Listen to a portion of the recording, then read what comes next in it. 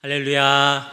예배하는 모든 성도님들에게 하나님의 놀라운 은혜와 사랑이 함께 하시기를 주님의 이름으로 축원합니다. 여러분들 예전에 불주사 맞으셨던 거 혹시 기억나시나요? 학교 다닐 때 예방접종을 했습니다. 교실에서 다 줄을 서가지고 주사를 맞았었는데요. 그 주사를 맞았을 때 풍경이 문득 생각이 났습니다. 어떤 친구는 주사 맞는 것이 두려워서 도망을 가고요. 또 그 도망을 가는 친구를 붙잡으러 가고 또 놀리는 친구들도 있습니다. 그리고 어떤 친구는 주사를 맞고 우는 친구도 있고요. 또 어떤 친구는 아무렇지 않게 주사 맞으면서 쟤네들 왜 저러지? 그렇게 호들갑 떨지? 남의 이야기하는 그런 친구들도 있었습니다. 그런데 주사는 분명 동일한 주사를 맞고 또 주사를 놓는 사람도 바뀌지 않는데 왜 저마다 다른 모습으로 다른 모양으로 반응을 할까요? 우리가 인생을 살아가면서 우리가 만나는 환난과 어려움들 가운데도 마찬가지인 것 같습니다. 어려움이 없고 고난이 없는 사람은 없습니다. 그런데 그런 고난과 어려움들을 만났을 때 우리가 어떻게 반응하냐에 따라서 우리의 삶의 모습들이 달라진다는 것이죠. 우리가 성경에서 최고의 고난을 겪었다라고 이야기할 수 있는 욥, 그 욥의 고난을 숫자 10으로 친다고 하면 우리는 몇쯤 되는 그런 삶과 고난 가운데 있을까요? 우리는 생각하기에 6 넘고 7 정도 되면 그 고난을 견딜 수 없을 것이라고 생각합니다. 그리고 2나 3 정도 되어지는 고난은 얼마든지 이겨낼 수 있을 것이라고 그렇게 생각을 합니다. 그런데 사실은 그렇지 않음을 보게 됩니다. 어떤 사람에게는 9라는 고난이 찾아와도 그것을 견디는 사람이 있는가 한 반면에 어떤 사람은 1이라는 고난만 찾아와도 넘어지고 좌절하고 낙심한다는 것이죠. 이것을 통해서 알 수 있는 것이 있습니다. 환난의 크고 작음이 중요한 것이 아니라 그 문제와 어려움들을 만났을 때, 그 환난을 만났을 때 우리의 마음의 상태가 중요하다는 것입니다. 우리가 어떤 상황과 문제를 만났을 때 그 상황이 하나님보다 더 크다면 우리는 그 상황과 환경들에 지배되어져서 실족하게 되어지고 좌절하고 낙심하게 될 것입니다. 그러나 반대로 아무리 어렵고 힘들고 큰 환난이 온다 할지라도 그보다 더 크신 하나님을 믿고 그 하나님을 바라본다면 그 상황과 환경들을 이길 수 있다는 것이죠. 우리에게 찾아오는 환난과 박해, 그 어려움, 고난이 문제인지 아니면 그 어려움과 고난들 앞에 우왕좌왕하고 있는 내가 문제인지 오늘 이 말씀을 통하여서 우리가 우리의 모습을 점검해 보았으면 좋겠습니다. 비록 경제적으로 어렵고 또 여러 가지 어려움들이 여러 가지 상황들이 우리로 하여금 어렵게 하지만 그렇다고 해서 우리가 절망할 만한 것은 아님을 생각하게 됩니다. 불행한 것만은 아닙니다. 왜냐하면 행복은 환경에서 오는 것이 아니라 진정한 행복은 하나님의 임재에서 오기 때문입니다. 그러기에 어떠한 상황과 환경들 속에서도 또 고난과 어려움 가운데서도 우리는 하나님을 찾고 그분 앞에 기도하며 찬양할 수 있는 것입니다. 그런데 신앙생활을 하다 보면 우리가 그렇게 기도하고 아무리 기도해도 하나님께서 우리의 기도 가운데 들으시는 것 같지 않고 심지어 나를 하나님께서 고통으로 또 절망 가운데 밀어 넣으시는 것 같은 그런 어려움들을 만날 때가 있습니다. 19세기 수도자 중에 한 사람이었던 요한은 이럴 때를 영혼의 밤이라고 그렇게 불렀습니다. 오늘 성경에 보면 영혼의 밤을 맞이한 사람의 이야기가 나옵니다. 바로 바울인데요. 바울은 2차 전도여행을 시작하면서부터 바나바와 이견 차이로 갈라서는 어려움을 겪게 되었습니다. 1차 전도여행 가운데 함께 동역하며 하나님의 놀라운 일들을 행하였던 동역자와 등을 지게 되었던 것이죠. 그리고 1차 선교여행 중에 방문했던 곳을 다시 방문하여서 소아시아 지역에 깊숙이 내부적으로 전도를 하려는 계획들을 세웠지만 성령께서 그 계획을 막으셨습니다. 하나님께서 환상을 통하여서 바울을 마게도냐로 인도하셨습니다. 그리고 그 마게도냐의 첫 관문인 빌립보에서 자주장사인 루디아를 만나게 되어지고 그 루디아를 제자로 삼고 그녀의 간청으로 그 집에 머무르면서 복음을 전하게 되었습니다. 하루는 루디아의 집에서 머물면서 복음을 전하던 바울 일행이 기도하러 가던 중에 귀신 들린 여종을 만나게 되었습니다. 헬라어 원문을 보게 되어지면 그 여종이 퓨톤의 영으로 점을 쳤다라고 이야기합니다. 그 퓨톤은 그리스 신화에 나오는 뱀으로 델피의 신탁을 지키는 존재입니다. 그 퓨톤이 의미하는 뱀, 그 사단의 영으로 점을 치는 그런 여인을 만나게 되었습니다. 그런데 그 여종이 바울의 일행을 쫓아다니면서 계속해서 괴롭게 합니다. 오늘 17절 말씀에 보니까 그가 바울과 우리를 따라와 소리질러 이르되 이 사람들이 지극히 높은 하나님의 종으로서 구원의 길을 너희에게 전하는 자라 하며 라고 이야기를 하고 있습니다. 이 귀신 들린 여종은 사단에 사로잡혀서 소리 지르며 바울이 가는 곳곳마다 괴성을 지르고 사람들의 주의를 끌게 하였습니다. 계속 소리를 지르고 따라다니면서 복음을 전하는 것을 방해하였습니다. 이런 날이 여러 날 계속되자 바울은 심히 괴로웠고 바울은 마침내 그 귀신을 그녀에게서 나오게 하라고 예수님의 이름으로 명령하였습니다. 즉시 귀신이 나오게 되었습니다. 그런데 문제는 여기에서부터 시작되었습니다. 귀신 들린 여종을 통하여서 많은 돈을 벌었던 그 주인이 이제 자기가 있게 되어지는 경제적인 손실 때문에 바울과 실라를 고소했던 것입니다. 겉으로는 불법 종교를 유포하고 로마의 지배를 통한 평화를 교란한다는 죄목을 간원들 앞에 내세웠지만 자신의 그 경제적인 손실 때문에 바울과 실라를 고발하였습니다. 여기에 무리들은 대항하여 일어났고 또 빌립보 성의 관리들은 바울과 실라에 대해서는 물어보지도 않고 정당한 법적 절차를 거치지도 않고 그들에게 형벌을 가하게 되었습니다. 태장을 맞고 곤욕을 치른 후에 바울과 실라는 여전히 풀려나지 못하였습니다. 그리고 감옥에 갇히게 되었습니다.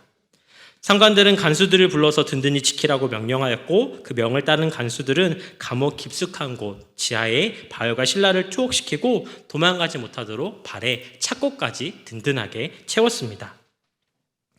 이 바울 한밤중에 그 차가운 감옥 가운데 절망의 순간들을 맞이하게 되었습니다.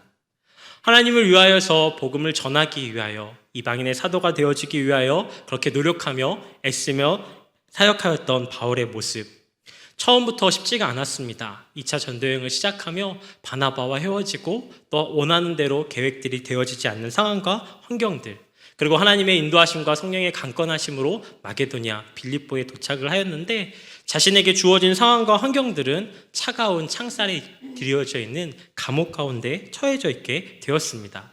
바울이 무슨 잘못이라도 했다면 그것에 대해서 감수할 수 있겠지만 바울이 한 일이라고는 복음을 전하는 것, 그리고 예수님의 이름으로 귀신자를 자유케 한 것밖에는 없었습니다. 그런데 그런 바울과 실라는 그것으로 인하여 깊은 감옥에 갇히게 되었고 빛을 보지 못하게 되어지고 발에 쇠고랑까지 채워져서 자유마저 잃어버리는 상황들에 놓이게 되었습니다. 캄캄한 밤, 어두컴컴한 밤 속에 감옥에 한밤중에 놓이게 되었던 것입니다. 보통 사람들 같으면 자기의 처지들을 생각하며 하나님께 분노하고 원망합니다. 하나님 이게 뭐냐고, 내가 이렇게 하나님을 위하여서 노력하며 애쓰는데 내게 주어진 상황들이 이게 뭐냐고 불평하고 원망할 것입니다. 또한 선교사로서 회의와 좌절감에 빠질 수도 있었을 것입니다. 사역에 대한 회의를 가질 수도 있었을 것입니다. 하지만 바울과 실라는 그렇지 않습니다. 한밤중에 고난과 어려움들을 만나게 되었지만 그 가운데서도 하나님을 바라보고 하나님을 의지하게 됩니다. 우리 25절, 본문 25절 말씀 한 번 더 같이 읽도록 하겠습니다. 본문 25절입니다. 한밤중에 바울과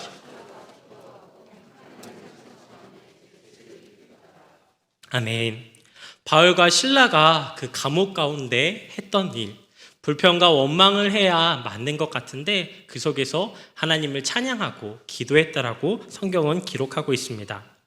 바울과 실라는 자신들의 고난을 바라보았던 것이 아니라 그 고난 가운데도 함께 하시는 하나님을 바라보았던 것입니다. 찬송하다라는 그 단어가 미완료 과거 동사로 사용되어졌는데 바울과 실라가 하나님을 그 감옥 가운데 노래하였는데 그 지진이 일어날 때까지 계속해서 그 찬양과 기도를 쉬지 않았음을 보게 됩니다. 바울과 실라 어떻게 그 인생의 그 영혼의 밤을 맞이하였을 때 그곳 가운데 하나님을 찬양하고 하나님께 기도할 수 있었을까요? 바울과 실라는 그 차가운 그 인생의 캄캄한 밤 가운데 어떻게 하나님을 높이고 하나님께 기도할 수 있었을까요? 밤에 부르는 노래와 낮에 부르는 노래는 다릅니다. 밤에 부르는 노래는 갑자기 건강이 나빠져서 우리 마음 가운데 불안함이 찾아왔을 때, 또 원치 않게 직장을 잃어버리게 되었을 때, 사업이 잘 안 돼서 속이 터질 것 같을 때, 배우자의 문제로 가슴에 멍이 들었을 때, 또 자녀들의 문제로 눈물을 흘릴 때, 그리고 앞날이 막막하여서 아무것도 보이지 않을 때 부르게 되어지는 노래입니다. 그렇게 좌절과 절망의 순간 가운데 노래를 한다는 게 말이 되는 걸까요? 하지만 이 노래는 자기의 힘으로 할 수 없는 노래임을 깨닫게 됩니다. 이 노래는 오직 하나님만으로 할 수 있게 되어집니다. 오늘 바울과 실라는 그 차가운 감옥 가운데, 또 그리고 그 영혼의 밤 가운데 그 주님을 온전히 바라보고 주님을 찬양하며 나아갈 수 있었습니다. 그 이유는 그 상황과 환경들이 아니라 그 가운데 함께 계시는 하나님을 바라보았기 때문인 것입니다. 바라기는 우리의 상황과 환경들 가운데, 또 인생의 차가운 그 밤 가운데 온전히 상황과 환경이 아니라 주님을 바라보고 주님을 의지함으로 찬양하고 기도할 수 있는 우리 하느님께 모든 성도들이 되시기를 주님의 이름으로 축원합니다. 바울과 실라는 그렇게 그 한밤중에 주님을 향하여서 찬양하고 기도하였습니다. 성경에 그 내용이 기록되어져 있지는 않지만 한번 상상해 봅니다. 그 찬양과 그 기도의 내용은 무엇이었을까? 아마도 하나님의 도우심을 의심치 않는, 하나님을 신뢰하는 노래였을 것입니다. 그리고 자신의 상황 가운데 불리하긴 하지만 그것 가운데 지배당하지 않고 승리케 될 것을 확신하는 찬양이었을 것입니다. 절망을 극복하는 용기의 찬미였을 것이며 기적을 만드는 감사의 노래였을 것입니다. 그렇게 찬양하며 기도하며 나아갈 때 상황이 아니라, 환경이 아니라, 절망이 아니라, 영혼의 캄캄한 밤이 아니라 그 가운데도 함께 계시는 하나님이 너무나도 분명하게, 확실하게 믿어지고 고백되어졌을 것입니다. 독일의 아우슈비츠 수용소에는 수많은 유대인들이 학살당하였던 곳이었습니다. 그 참혹한 수용소에서 유대인들은 눈물을 뿌리면서 하나님을 향하여 이렇게 외쳤습니다. 하나님, 도대체 지금 어디에 계십니까? 왜 하나님 이런 일들을 도대체 왜 허용하시는 것입니까? 그들의 피맺힌 절규는 연합군이 독일을 물리쳐 수용소를 탈환할 때까지 계속되었습니다. 드디어 전쟁이 끝나게 되어지고 연합군이 승리케 되어져서 탈환한 수용소를 점검하러 들어가게 되었습니다. 점검하던 연합군 병사가 벽 한 곳에 후미진 곳에 써져 있는 글씨를 발견하게 되었습니다. 어느 그리스도인의 신앙의 고백이었는데요. 찬송가 304장의 가사입니다.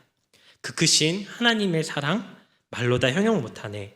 하늘을 두루마리 삼고 바다를 먹물 삼아도 한없는 하나님의 사랑 다 기록할 수 없네. 죽음과 절망의 순간 가운데서도 하나님을 바라보았기에 찬양할 수 있었지 않나 생각해 봅니다.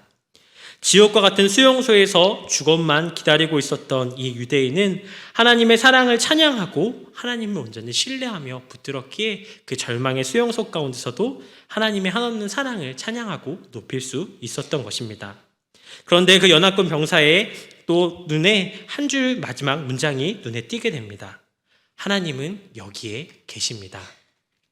그 절망의 순간 가운데서도 하나님을 찬양하고 하나님의 사랑을 높일 수 있었던 것, 주님 앞에 기도할 수 있었던 것은 그 절망의 자리 가운데, 그 고통의 자리 가운데 하나님이 계시다는 분명한 확실이 있었기 때문에 가능했음을 이야기해 줍니다.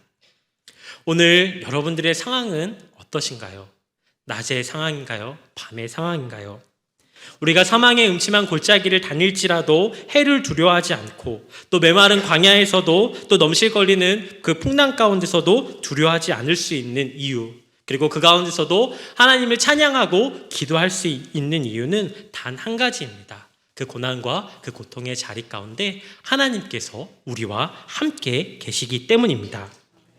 임마누엘 되신 하나님께서 우리와 날마다 동행하시며 함께 하신다는 것입니다. 그리고 그 하나님께서 우리의 위로자가 되어주시고 우리와 날마다 동행하심으로 우리의 그 모든 아픔과 절망 가운데 우리에게 손님이시며 우리로 하여금 기도하고 찬양함으로 더욱더 주님을 바라보게 하시는 분이 바로 우리의 주님이시라는 것입니다. 요즘 신방을 하면서 청년들을 만나고 또 우리 성도님들을 만나면서 그 기도의 제목들을 들으면서 참 속상하고 안타까운 마음들이 듭니다. 하나님 앞에 믿음으로 반응하려고 노력하지만 상황과 환경들이 도무지 나아지지 않습니다. 가게를 운영하는데 너무나도 힘든 어려움들이 있고 진로를 위해 정말 노력하고 애쓰지만 아무것도 보이지 않습니다. 육신의 연약함으로 인하여 간절히 기도하고 할 수 있는 최선의 방법들을 찾지만, 그리고 하나님 앞에 간절히 기도하지만 여전히 그 차가운 밤 가운데, 영혼의 밤 가운데 아무것도 할 수 없는 것이 있음을 보게 됩니다. 그런데 그런 성도들을 향하여서, 청년들을 향하여서 우리가 상황이 아니라 환경을 바라보자고, 환경이 아니라 주님을 바라보자라고 그렇게 권면하며 기도하였을 때, 오늘 저는 이 말씀을 묵상하면서 기도하고 찬양하자고 하는 그 얘기가 너무 가벼운 것은 아닌가라는 그런 생각이 들었지만, 다시 한번 이 바울과 실라의 모습을 통하여서 그것이 우리가 할 수 있는 최선의 방법이요 최고의 방법임을 깨닫게 됩니다. 영혼의 밤을 만나게 되었을 때 우리가 할 수 있는 일이라고는 그 하나님을 찬양하고 기도하는 것이 우리가 할 수 있는 최고요 최선의 방법이라는 것입니다. 우리가 그렇게 찬양하며 기도할 때 우리와 함께 계시는 하나님을 바라볼 수 있게 되어지고, 우리의 기도를 통하여서, 우리의 찬양을 통하여서 하나님께서는 일하시고 역사하신다는 것입니다. 오늘 26절 말씀에 보게 되면 그 바울과 실라가 기도한 후에, 하나님께 찬양한 후에 제수들이 그것을 들었고, 이에 갑자기 큰 지진이 나서 옥토가 움직이고 문이 곧 다 열리며 모든 사람의 매인 것이 다 벗어졌다라고 그렇게 기록이 되어져 있습니다. 하나님 앞에 찬양하고 기도하며 그렇게 주님을 의지하며 나아갔을 때 하나님께서 그와 함께 계심을 분명하고 확실하게 나타내 주셨습니다. 하나님의 임재를 상징하는 지진을 통하여서 감옥의 터가 움직이게 되었고, 감옥 문들이 다 열리게 되어졌고, 모든 사람들의 매였던 것이 풀려지게 되었습니다. 26절에 움직이며 또 열리며 벗어진지라 해당하는 이 모든 동사들은 수동태 동사입니다. 누군가를 통하여서 이루어진 일을 나타내는 단어인데요, 바로 하나님께서 하나님의 권능의 손길로 그들을 구원해 주셨는지를 분명하고 확실하게 드러내 주고 있습니다. 그들은 하나님께서 함께 계시다는 사실을 의심치 않았고, 또 이 지진을 통하여서 그 모든 매인 것들이 풀어짐을 통하여서 이 모든 일들을 하나님께서 하셨다는 사실을 의심치 않았습니다. 그러기에 그 모든 매인 것들이 풀렸지만 그 감옥에서 도망치지 않았습니다. 바울과 실라는 그 기적 사건을 통하여서 자기 자신들의 생명의 안전만이 아니라 하나님께서 행하실 놀라운 일들을 기대하며 그 일들 가운데 순종하며 나아갔던 것입니다. 그럴 때에 또 다른 영혼의 밤을 맞이했던 한 사람을 만나게 됩니다. 바로 간수입니다. 로마의 법에 따르면 죄수가 도망가게 되어지면 간수에게 그 책임을 묻게 됩니다. 죽음으로 사형수이면 책임을 져야 하고, 죄수가 받을 형량만큼 그 벌을 간수가 받아야 했습니다. 자정쯤 자다가 깬 간수가 옥문이 열린 것을 보게 되고 놀라지 않을 수 없었습니다. 감옥 안이 어두워서 죄수가 있는 여부를 확인할 수가 없었고, 결국 그 죄수들이 다 도망간 줄 알고 이 간수는 자기가 받을 형벌이 두려워서 자기의 목숨을 끊으려고 하는 극단적인 선택을 하게 됩니다. 이런 간수의 모습을 통하여서 하나님을 모르거나 믿음이 연약한 사람들, 그들이 고난과 위기를 만날 때 어떤 모습으로 대처하는지 깨닫게 됩니다. 자신의 의지나 생각들을 바꾸고 환경을 바꾸려고 노력한다는 것이죠. 그래서 다시 한번 마음을 고쳐먹고 노력하거나, 또 어떤 좋은 환경을 만들기 위해 부단히 노력하며 또 무리하기까지도 합니다. 물론 그 자체가 나쁜 것은 아니고 도움이 안 되는 것도 아닙니다. 하지만 분명한 것은 그 고난과 어려움들을 만날 때 그 위기를 관리하는 방법에 있어서 내가 중심이 된다면 분명한 한계에 다다르게 된다는 것입니다. 나의 힘으로, 나의 능력으로, 나의 경험으로 그 어려움들을 이기려고 한다면 분명히 한계에 부딪히게 되어지고 더욱더 방법을 찾지 못하게 되어진다는 것입니다. 바울은 간수의 자살을 큰 소리로 막았습니다. 간수는 이 목소리를 듣고 감옥으로 뛰어 들어가서 사도 바울과 실라 앞에 엎드리게 되었습니다. 간수가 자신이 지키고 있던 죄인들에게 엎드려진다는 것은 전혀 예상치 못한 그런 반전입니다. 간수는 옷이 찢기고 수치와 태형으로 그것들을 묵묵히 감당하였던 바울과 실라의 모습을 통하여서 뭔가는 다르다는 느낌을 받았을 것입니다. 예상과 달리 한밤중에 고통스러워하고 절망하는 것이 아니라 그 가운데서도 조용히 찬양하며 기도하는 그 소리를 들으며 이 간수의 마음 가운데 적잖은 요동이 일어났을 것입니다. 그리고 갑자기 찾아온 위협적인 지진 앞에 정신을 차린 간수는 그 모든 것들 가운데 좌절하고 절망할 수밖에 없었지만 그 바울의 이야기를 듣고 그를 향하여 그들을 데리고 나와 엎드려 묻게 됩니다. 30절 말씀에 보니까 선생들이여 내가 어떻게 하여야 구원을 받으리이까? 자신의 힘으로 그 상황과 환경들을 이겨내 보려고 그래서 극단적인 선택을 하려고 했던 간수였지만 그것으로 인하여 해결되어지지 않는다는 것을 깨닫게 되었고 또 바울과 실라를 만나게 되었을 때 그들을 향하여 내가 어떻게 해야 구원을 받을까 질문을 하게 됩니다. 그리고 드라마와 같이 극적인 이 사건의 절정은 바울이 31절에 이르되 주 예수를 믿으라 그리하면 너와 내 집이 구원을 받으리라.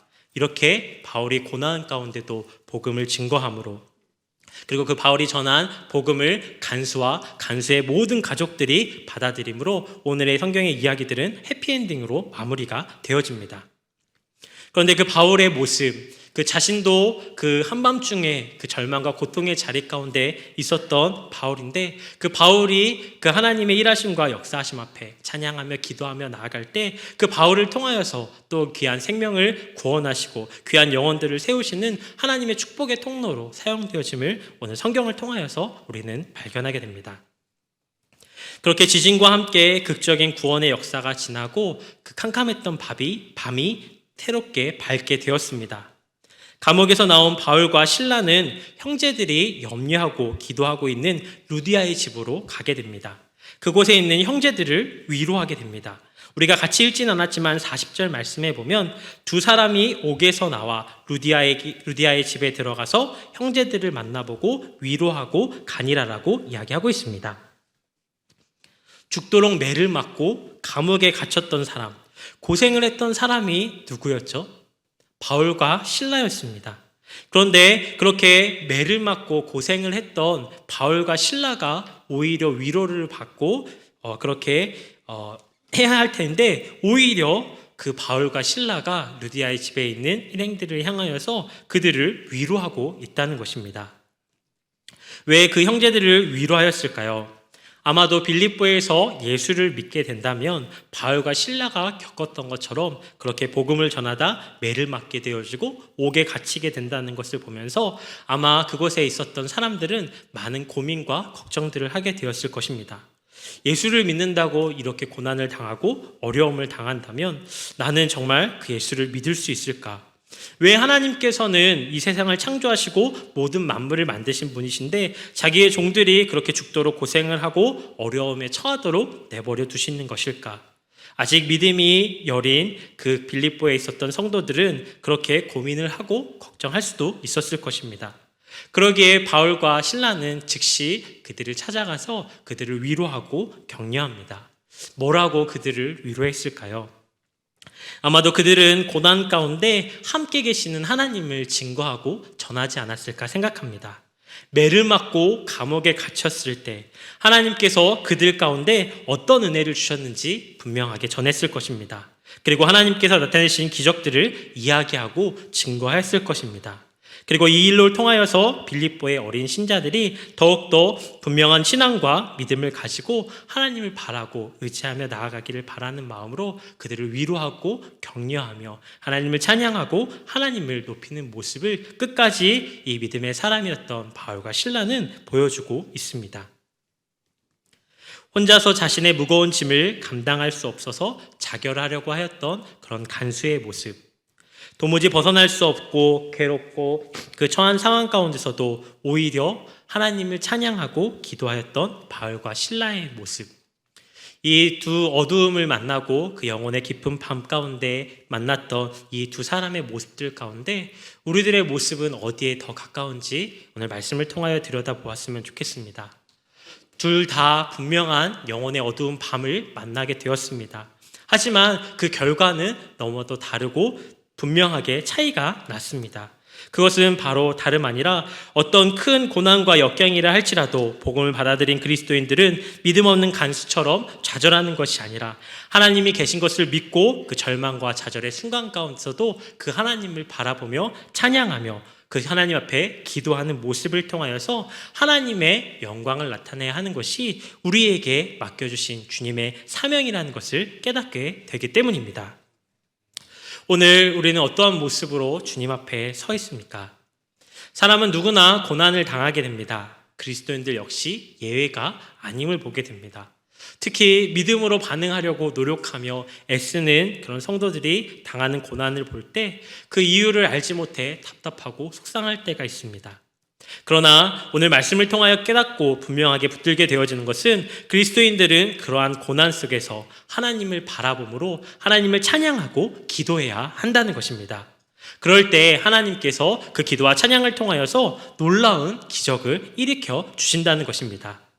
우리가 그렇게 할 때 하나님께서 우리를 위하여 놀라운 기적들을 베풀어 주시고 그 기적들을 앞에 믿음으로 반응하는 우리들의 모습을 통하여서 우리를 통하여 하나님의 영광을 나타낼 수 있게 된다는 것입니다. 그런 모습을 통하여서 우리로 하여금 그 역경과 두려움 가운데 불안해하고 낙심하는 모습이 아니라 하나님을 바라봄으로 그 고통과 그 역경 가운데 그것을 넉넉히 이기며 의연하게 주님 앞에 기도하며 찬양하는 그 모습을 통하여서 우리가 하나님의 이름을 또 살아계신 하나님을 증거하고 전할 수 있다는 것입니다.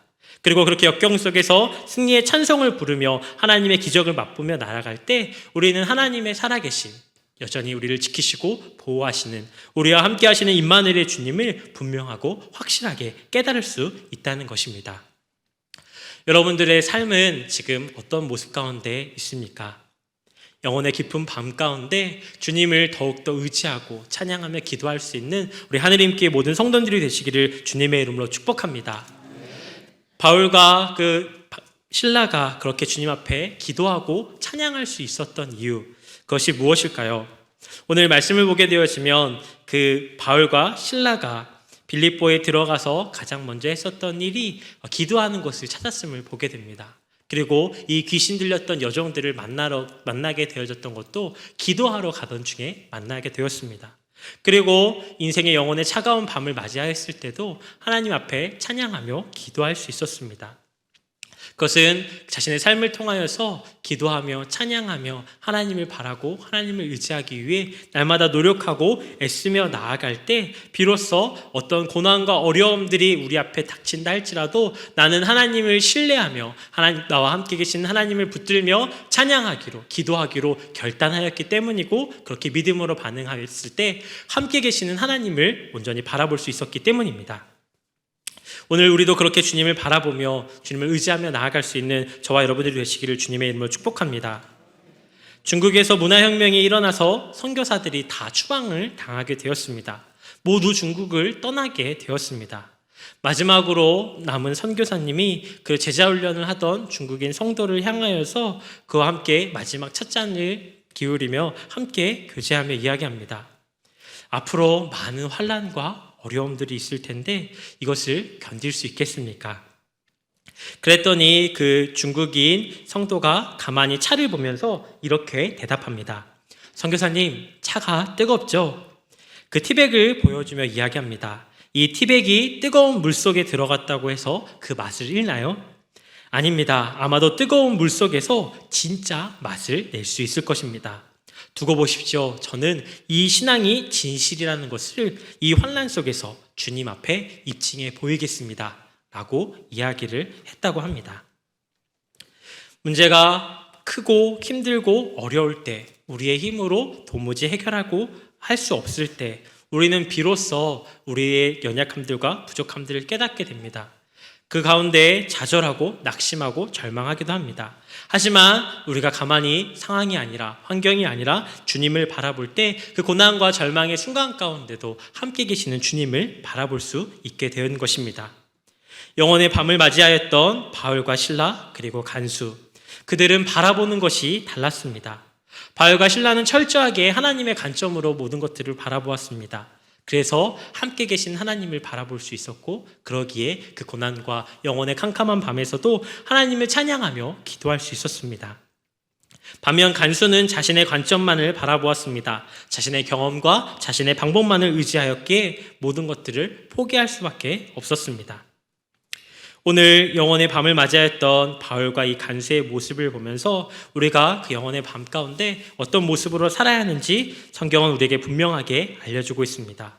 이해할 수 없고 또 감당할 수 없는 그 상황과 어려움 가운데 원망하고 불평하거나 낙담하는 것이 아니라 그 절망과 고통의 자리 가운데 함께 계시는 주님, 그 주님을 바라보며 기도하고 찬양하는 것이 오늘을 살아가는 그리스도인 되어진 우리들 가운데 하나님께서 바라시는 모습이라는 것입니다.